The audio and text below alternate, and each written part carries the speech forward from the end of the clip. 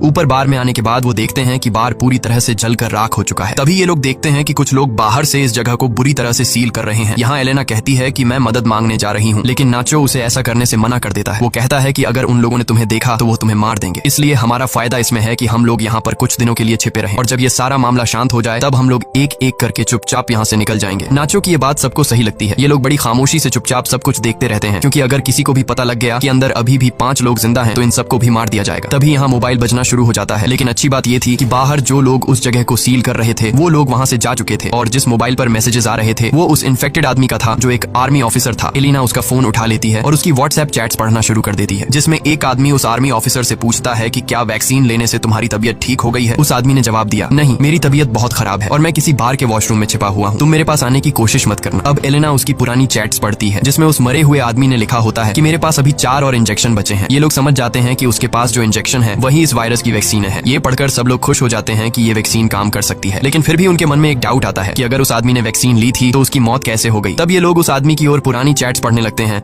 और उन्हें पता लगता है कि वो आदमी कई दिन पहले से बीमार था, इसलिए वैक्सीन इंजेक्शन ने उस पर असर नहीं दिखाया और वो मारा गया। इसके बाद अचानक उस फोन पर किसी का कॉल आता है, पर उससे पहले कि नाचो उसे उठा पाता मोबाइल की बैटरी डेड हो जाती है। अब ये लोग किसी न किसी तरह से मोबाइल को चार्ज करने की कोशिश करते हैं। नाचो को वहाँ गन मिल जाती है जिसे वो चुपचाप उठा लेता है। वहीं एलेना कहती है कि उस आदमी ने चैट्स में ये लिखा था कि मेरे पास 4 और बची है, तो क्यों ना हम उन 4 वैक्सीन को ढूंढें। जिसके बाद ये लोग वापस नीचे बंकर में आते हैं और उस डेड बॉडी की चेकिंग करने लग जाते हैं, लेकिन उन्हें वहाँ पर कोई वैक्सीन नहीं मिलती। तभी उन्हें याद आता है कि ये आदमी सबसे पहले वॉशरूम गया था। जब ये लोग वॉशरूम पहुंचते हैं तो वहाँ पहले से इजराइल वैक्सीन को हाथ में लेकर बैठा था। नाचो और बाकी सब इजराइल को बहकाने की कोशिश करते हैं और कहते हैं कि वैक्सीन हमें दे दो, पर इजराइल कहता है कि तुम लोग 5 हो और वैक्सीन 4। अगर मैंने तुम लोगों को वैक्सीन दे दी तो तुम लोग मुझे मेरे हिस्से का एक वैक्सीन नहीं दोगे, क्योंकि मैं एक भिखारी हूँ और तुम लोगों को मेरी जिंदगी की कोई अहमियत नहीं है। इसलिए इजराइल सबसे पहले एक इंजेक्शन निकालकर अपने आप को इंजेक्ट करने लगता है। तभी नाचो उस पर अपनी बंदूक तान देता है, लेकिन इजराइल फिर भी वैक्सीन अपने शरीर में इंजेक्ट कर लेता है। जिसके बाद नाचो और इजराइल के बीच हाथापाई शुरू हो जाती है। इजराइल नाचो पर हावी हो जाता है